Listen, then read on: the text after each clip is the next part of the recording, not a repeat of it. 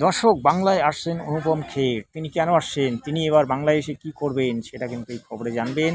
তো খবরটি ইম্পর্টেন্ট হবে। এবং বাংলায় দিলীপ ঘোষ কী বললেন, কী করতে চান, হুমায়ুন কবির মুসলমানদের নিয়ে কী বললেন, সেটাই খবরে পাবেন। তো খবরটি ইম্পর্টেন্ট হবে। আমি অনুরোধ রাখছি খবরটি শেষ পর্যন্ত শুনবেন এবং ভিডিওটিকে অবশ্যই বন্ধুবান্ধবদের মধ্যে শেয়ার করবেন, লাইক করবেন।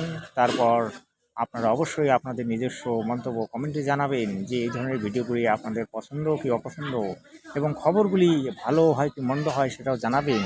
তো প্রিয় দর্শক, আপনাদের প্রতি আমি দৃষ্টি আকর্ষণ করে বলছি, আপনারা অবশ্যই সেই পর্যন্ত থাকবেন। থেকে शुरू शुरू से शुरू करते हैं और मैंने इनको भी यही कहा कि अब शुरू से शुरू करते हैं। দর্শক, আপনারা শুনতে পেলেন অনুপম খেরের বক্তব্য। তিনি বললেন শুরু সে শুরু ফিল্ম বানাবেন তিনি বাংলায় আসছেন এবং তিনি শুভেন্দু অধিকারীর সঙ্গে কথা বলেছেন। তিনি শুভেন্দু অধিকারীকে সমর্থন জানিয়েছেন এবং বাংলায় তিনি পা রেখে বুঝলেন যে বাংলা বর্তমানে সুফলা এবং শস্য শ্যামলা, অর্থাৎ বাংলার মাটি বর্তমানে শান্ত। এখানে বর্তমানে শান্তশিষ্ট পরিবেশ তৈরি হয়েছে। এখানে শিল্প, কলকারখানা, ফিল্ম ইন্ডাস্ট্রি সবই করা সম্ভব হবে, কারণ বাংলায় আইনের শাসন শুরু হয়েছে। যে অরাজকতা করবে তার উপর ডান্ডা পড়বে, তার জন্য পুলিশ প্রশাসন আছে, সরকার আছে, সকলেই মিলে তার প্রতিরোধ গড়ে তুলবে। এবার কিন্তু বাংলা হতে চলেছে শস্য শ্যামলা সুফলা, অর্থাৎ সোনার বাংলা। তো দেখতে থাকুন। মুখ্যমন্ত্রীর এই ঘোষণা কি বলবেন? অন্যান্য অনেক রাজ্যে এই ধরনের আইন আনা হয়েছে, যার দ্বারা সমাজে বিশৃঙ্খলা তৈরি হয়, আইন কানুনের সমস্যা দেখা দেয় এবং দেশের গ্রাফিক চেঞ্জ করার যে চক্রান্ত চলছে, জনসংখ্যার বিন্যাসই পাল্টে দেওয়া হচ্ছে লাভ জিহাদের মাধ্যমে। পশ্চিমবাংলায় তো জমি মাফিয়াদের একদম বলবালা, সরকারি জমি প্রায় নাই, সব দখল, খাল বিল নদী পর্যন্ত দখল হয়ে গেছে। ল্যান্ড জিহাদের যে চলছে চক্রান্ত, এটাকে বাংলাদেশ বানানো, সেটাও বন্ধ করার দরকার আছে। এইসব সামাজিক ব্যাধি দূর করার জন্য আইন কঠোরভাবে করা উচিত। দাদা, এটাই সামাজিক সংস্কার নাকি প্রকৃত হিন্দু রাষ্ট্রের দিকে এগোচ্ছে দেশ? দুটোই হতে পারে। হিন্দু রাষ্ট্র তো আছেই, এগোতে হবে না? হিন্দু সমাজ আজকে পশ্চিমবাংলায় বিপন্ন, তাদের সুরক্ষা কবচও দরকার আছে, আর দেশের সুরক্ষা কবচও দরকার আছে। বাংলাদেশ থেকে কোটি কোটি লোক এসে জমি জায়গা নিয়ে সরকারি সুবিধা নিয়ে বসে যাবে, এখানকার জনসংখ্যাকে পাল্টে দেবে ধার্মিকভাবে। এর আগে বিভিন্ন মন্ত্রীর আহ্বান আমরা দেখেছি। তো সেগুলো এখানে করতে কোনো অনুমতি দেওয়া যাবে না। শাসকগণ চেয়েছেন, আপনারাই কিন্তু বিগত বিধানসভায় এই আসলে, তাই জনাদেশ আপনাদের পক্ষে গিয়েছে। আপনারা 2,93,06,000 ভোট পেয়েছেন।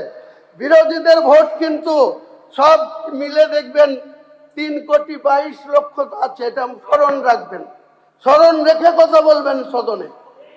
আপনি কোনো বিক্ষোভ বলা হয়নি, হুমায়ুন বাবু, আপনি বিষয়ে এসে আপনার 1 মিনিট আছে, 1 মিনিটও নেই, আপনি শেষ করুন। অবগত আছেন কোন পরিপ্রেক্ষিতে বলা হয়েছিল? আমার বাড়ির কাছে মাননীয় ইউপির মুখ্যমন্ত্রী যোগীজি এসে আমাকে ডাইরেক্ট আক্রমণ করে বলেছিলেন, তার জন্য আমি পাল্টা বলেছিলাম। এটা সদনের কথা না, আমি সদনে এইভাবে বলিনি, কোনোদিন বলবো না।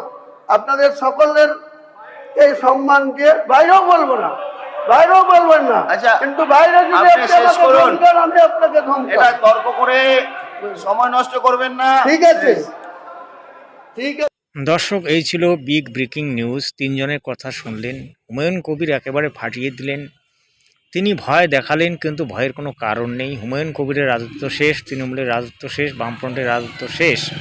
এবার হবে বিজেপির রাজত্ব। বিজেপি প্রায় বাংলায় 50 বছর থাকবে, এটা গ্যারান্টি, যদি তারা নীতি নিয়মের শাসন ব্যবস্থা গড়ে তোলে। বাংলায় দেখো, শিল্প আসবে, ইন্ডাস্ট্রি আসবে, ফিল্ম আসবে, হিরো হিরোইন আসবে, সবই হবে। তো ধৈর্যের দরকার আছে। কিন্তু ওই হুমায়ুনের ওই চিল্লা হাল্লাতে কিচ্ছু যায় আসে না।